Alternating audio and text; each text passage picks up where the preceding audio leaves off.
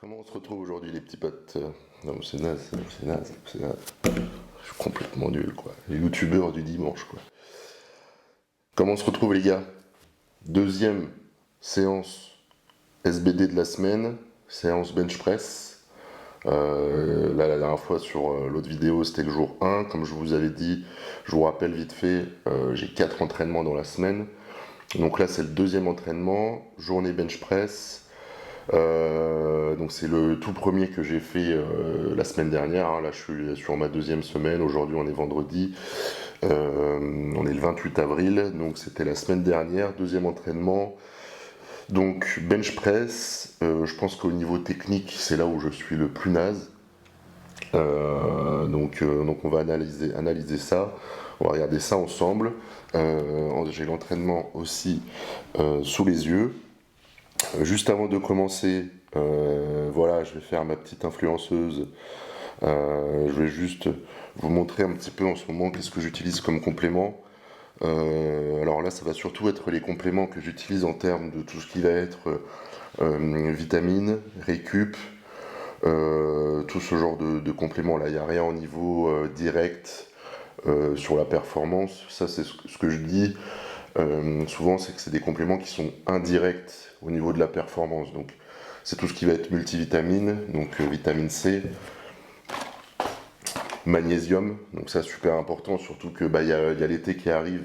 Donc au niveau des chaleurs, transpiration, etc., le magnésium, c'est super important. Je conseille entre 400 et 800 mg par jour de magnésium. Pour ce qui est de la vitamine C, c'est des capsules de 1000 mg, donc 1 gramme. Si déjà vous en prenez une par jour, c'est très très bien, ça vous pouvez le prendre à l'année, hein. Moi j'en prends deux, une le matin, une l'après-midi. Après, multivitamine. Donc ça, vitamine, hein, ça coûte 8-10 euros. Franchement, ça c'est quelque chose. Prenez-en toute l'année aussi. Donc ça évite, si on peut, tout ce qui est au niveau des carences, etc. Donc en plus, ce qui est bien dans celui-là, dans le vitamine de chez Olympe, c'est qu'on a tout ce qui va être une partie donc vitamine C, B, etc. Et on va avoir les autres, les bleus. Et là, en fait, c'est tout ce qui va être minéraux. Donc minéraux, c'est magnésium, calcium, zinc, fer, du cuivre, chrome, sélénium, etc. Donc ça, c'est quand même quelque chose que je vais conseiller à prendre à l'année. Ensuite, on a les oméga 3. Donc ceux-là, ils sont top parce que pour chaque capsule d'oméga 3, on a 2000 unités de vitamine D. Donc je rappelle quand même que la vitamine D, en termes de système immunitaire, etc., c'est la base des bases, hein. On l'a vu pendant ces 2-3 dernières années avec le Covid. Donc ça, super, super important. Je conseillerais entre 6 et 10 000 unités durant l'hiver. Alors vous allez me dire, ah, c'est super, c'est énorme, parce que sur internet, les législations, on va dire, ils vont conseiller 2000 unités par jour max, mais c'est n'importe quoi, c'est bien trop peu. L'hiver, là jusqu'à mai, le soleil n'est pas assez puissant pour nous supplémenter en vitamine D. Parce que pour ceux qui ne le savent pas, c'est le soleil qui va nous supplémenter en vitamine D. Donc même si en mars déjà, même à mars, avril, mai, même si il y a des jours, des fois, qui sont un petit peu chauds, etc., et que vous prenez le soleil n'est pas encore assez puissant pour nous supplémenter en vitamine D. Donc toujours se supplémenter, même l'été, à part si vous prenez vraiment le soleil tous les jours, mais quand même bien se supplémenter en vitamine D, super important. Ensuite, au niveau du... Ah, aussi un petit conseil, les oméga 3, quand vous les prenez, prenez-les, par exemple, si vous mangez du saumon, un repas assez gras, vous allez améliorer l'assimilation. Rapidement, ashwagandha, je prends ça avant de dormir, ça m'aide pas mal à dormir, au niveau des rêves, etc. Et ça améliore tout ce qui va être cortisol, donc c'est hormone du stress, etc. Vraiment très bien. ZMA à la base, hein, zinc, magnésium, vitamine B6. Je conseille entre 30 et 50 mg par jour avant de dormir. Donc ça, le zinc, c'est ça qui va gérer tout ce qui est au niveau testostérone, etc. Donc c'est super important aussi. Pareil pour la récup, système immunitaire aussi. On en revient, très important. Et pour finir, le Flex Explode. Donc ça, c'est le top du top pour tout ce qui est articulation, etc. Celui-là, donc il y a 2 collagènes, type 1, type 2, on a aussi du MSM, chondroïtine et glucosamine pour tout ce qui est articulaire. Donc là, je prends 1 à 2 scoops par jour avec le power et tout, parce que là c'est vrai que ces derniers mois, au niveau entraînement, j'étais plutôt en mode cool, etc. Donc des fois, je suis pas très assidu sur ma prise de compléments. Enfin, je vais pas forcément prendre du Flex Explode tout le temps à l'année, etc. Mais là, vraiment, comme j'ai commencé la prépa force, je préfère le prendre. Vaut mieux prévenir que guérir. Je dis pas que c'est ça qui va me sauver d'une blessure, etc. Rien à voir, mais vaut mieux mettre toutes les chances de son côté. Voilà, j'espère que j'ai pas trop parlé encore une fois. Donc là, pareil, dans la vidéo, on peut le voir, je me prends mon petit Flex Explode, etc. Je me prends un petit knockout. Donc le knockout, ça va vraiment pour ça me donner un petit coup de boost, il y a un peu de caféine, etc. dedans. Un peu de créa, bêta-alanine, citrulline, etc. Donc là, je vais pas forcément chercher des compléments qui vont me donner une grosse congestion. Donc tout ce qui va être citrulline, arginine, je mets un petit peu de côté, entre guillemets. J'ai pris des EAA aussi, une quinzaine de grammes. Et après, voilà, je passe sur les échauffements, haut du corps. Donc ça, c'est petite chest press inclinée polyquin, ça s'appelle. Je pars sur du 20 reps. Et je continue aussi toujours à faire entre chaque série d'échauffement, des exercices que je fais, des circonductions à l'élastique. Voilà, je préfère lire le mot avant de passer pour un Google. Mais voilà, là je m'échauffe bien, donc bonne ouverture des cages, surtout avoir la paume des mains vers le haut. Et je vais bien ouvrir la cage, ramener les omoplates en arrière. Et vous allez voir, ça va bien vous étirer, vous chauffer, tout ce qui va être rhomboïde aussi derrière, vous étirez légèrement les pecs. Donc ça c'est vraiment top, très bon exo.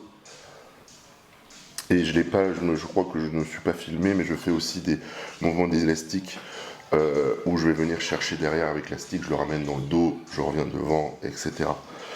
Voilà, très simple. Ensuite, on passe à un petit chest press par terre avec full amplitude.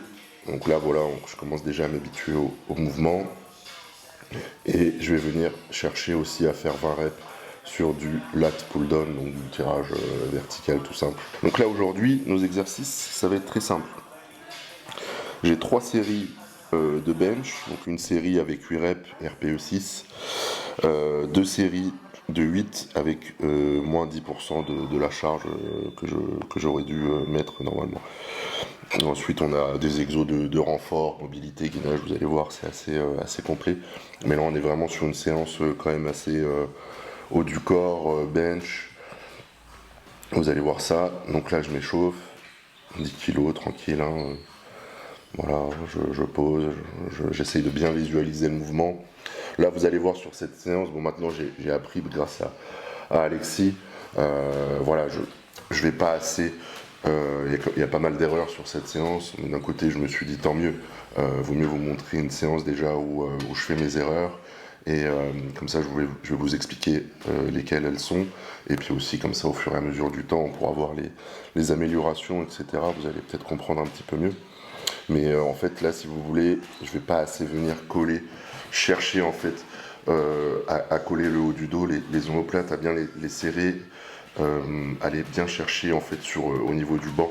Donc, comme vous pouvez le voir, des fois, en haltéro, enfin en force athlétique, quand ils vont venir chercher leur développé couché, ils viennent en avant, ils viennent avec la barre, ils viennent se coller le haut du dos, et ils ont le dos, comment dire, vachement arqué. Donc en fait, ça va me permettre d'avoir une super bonne base au niveau du dos, de bien être stable, bien être puissant, et ensuite de pouvoir pousser correctement, quoi. Alors que nous, c'est vrai, en body, on va pas vouloir chercher autant à se arquer comme ça, si je puis dire, et on va venir, on enchaîne nos reps. Ça n'a vraiment rien à voir. Et en fait, le fait aussi de bien se harquer, etc., d'avoir le corps comme ça, on va avoir un bon leg drive. Donc le leg drive, c'est-à-dire qu'avec nos jambes, on va être bien stable, on va pouvoir pousser, entre guillemets, avec nos jambes et venir avec nos jambes, nos pieds, venir transférer en fait cette énergie des jambes sur notre bench. Voilà. Donc là, on passe sur le développé à 100 kg. Donc là, ça va, ça reste en termes de charge, ça reste assez simple. Faut savoir aussi que j'ai repris là le développé couché pour la force. C'est un exercice en body que je ne faisais absolument jamais. Parce qu'en termes d'hypertrophie, de prise de muscle, hein, pour aller vite, oula, je perds mes mots. Pour prendre du muscle, tout simplement, pour faire rapide, le développé couché, c'est vraiment pas un exo que je faisais. Puis même en body, c'est plus un exo qui est beaucoup pratiqué, sincèrement. Hein. Il est assez considéré, entre guillemets, comme dangereux. Puis après, ça dépend des morphos, etc. Mais on a bien mieux à faire en termes d'exercices, comme des machines, etc., des mouvements d'étirement, où on va vraiment plus s'isoler, etc. Donc là, je passe. Donc je regarde juste semaine 1. Voilà, là j'étais à 110 kg, c'est bien ça. Donc ça, c'est ma première série de l'entraînement. Première série effective. Donc là, on est sur 8 reps. Là, vous voyez, je fais ma série. Hop. Alors le problème pour moi, comme vous pouvez le voir au niveau des pieds, etc., vous voyez, je manque un petit peu de stabilité quand même.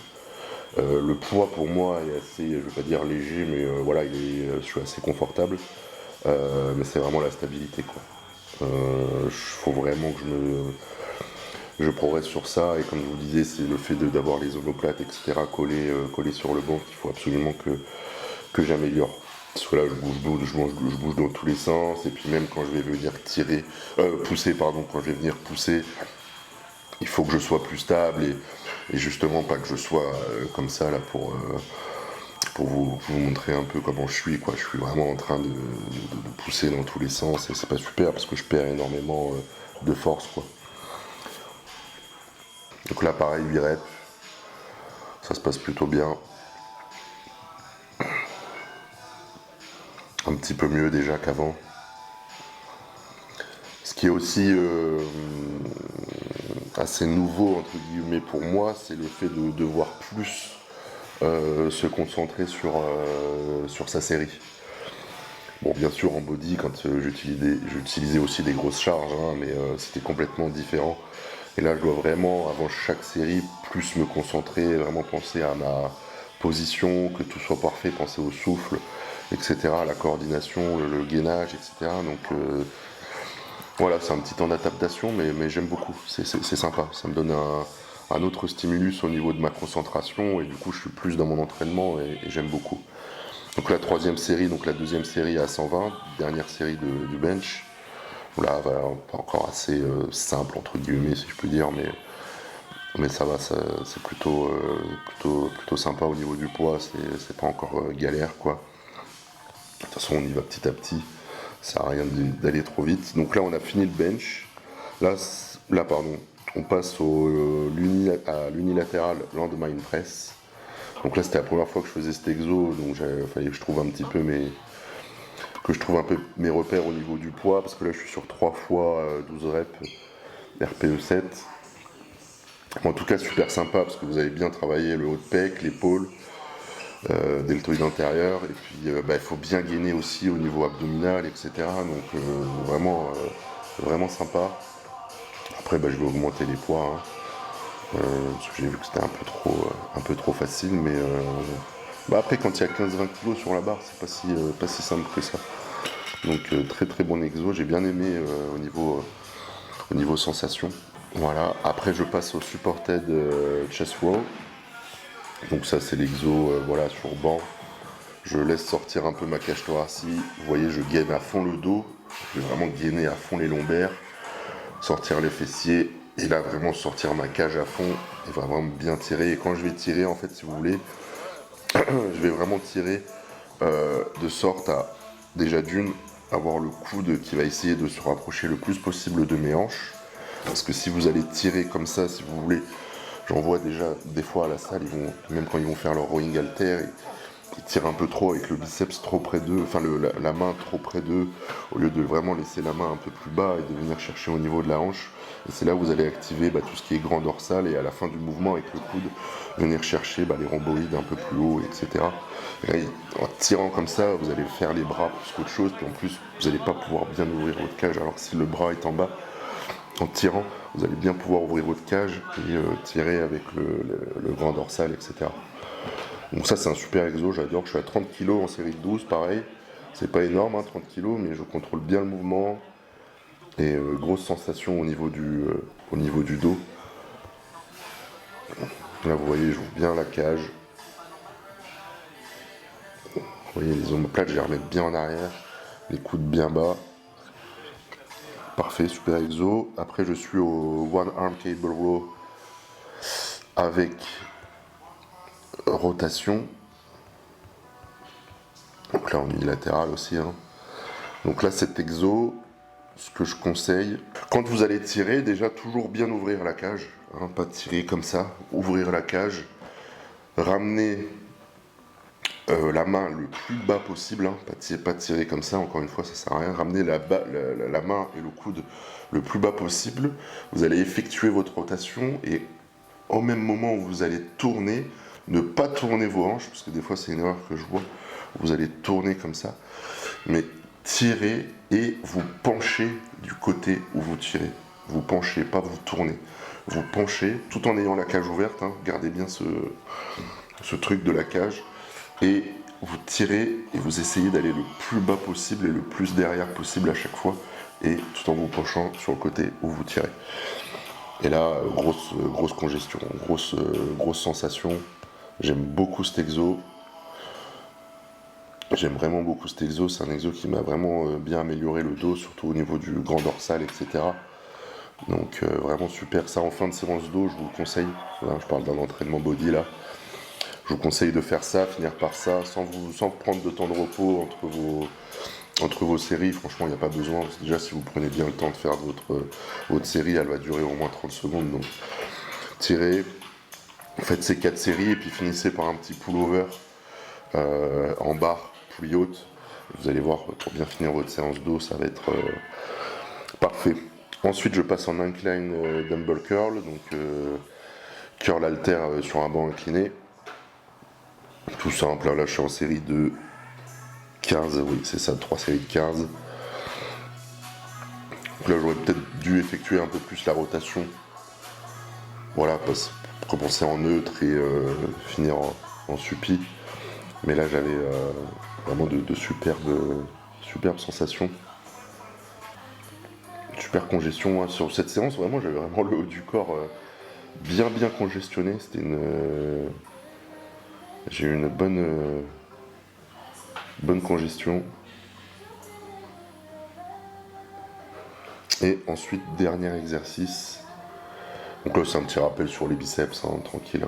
Ensuite, dernier exercice, je passe sur un face pull to Y press. Donc face pull pour passer sur press Y. Donc ça, c'était un très bon exo pour moi en termes de mobilité d'épaule. Énorme congestion, tout ce qui va être partie rhomboïde, épaule. Franchement, c'était vraiment pas mal comme exo ça. Donc là, je fais 3 séries de 12. J'ai un petit élastique, hein, rien d'extraordinaire. Et franchement, très bonne sensation. Ça, je pense que c'est plus un exo, petit coup sur les rhomboïdes. Puis en plus, moi, avec ma mobilité d'épaule, ça m'a fait énormément de bien. Énorme congestion, comme je vous disais. Et puis voilà, hein, c'est la séance numéro 2. Bon, comme ça, dans la vidéo, on dirait que c'est assez court, assez facile, mais c'est déjà une bonne séance. Je dirais une séance moyenne en termes de difficulté et puis de la longueur de l'entraînement. mais vraiment sympa. J'ai le côté bench à améliorer. Mais sinon, déjà là, cette semaine, ça allait déjà mieux. Donc c'est bon pour la journée 2. La prochaine vidéo, ça sera le jour 3. Ça, c'est ma séance la plus difficile de la semaine. C'est là où je vais faire des squats et du deadlift. Donc je vais faire du safety bar squat. Donc, vous savez, c'est la barre de squat avec les 2 poignets devant. Et après du deadlift. Donc ça va être la séance, c'est ma séance la plus dure. C'est celle aussi où j'ai beaucoup à apprendre pour le deadlift. Mais sincèrement, avant de commencer la force, je pensais que ça allait être vraiment au deadlift où j'allais être le plus mauvais en termes de technique et de force. Et au final, je me dis que je pense que ça va plutôt être Le bench plutôt pour moi qui est le difficile peut-être. Donc voilà les amis. N'oubliez pas, il y a un jeu concours sur ma page Insta jusqu'à dimanche. 600 € de compléments à gagner. Il y a j'ai fait 4 lots. 3 lots de compléments et un lot avec un code à gagner. Donc voilà, n'hésitez pas à y participer, c'est gratuit, il n'y a rien à faire. Hein. Vous verrez dans la description, il y a écrit ce qu'il faut faire pour y participer. N'oubliez pas de vous abonner, de liker, partager. Vous pouvez même me poser des questions, j'y répondrai avec très très grand plaisir. Et puis je vous souhaite une bonne journée, un bon week-end, profitez bien. En plus un week-end de 3 jours si je dis pas de bêtises. Et puis on se dit à la semaine prochaine. Ciao ciao.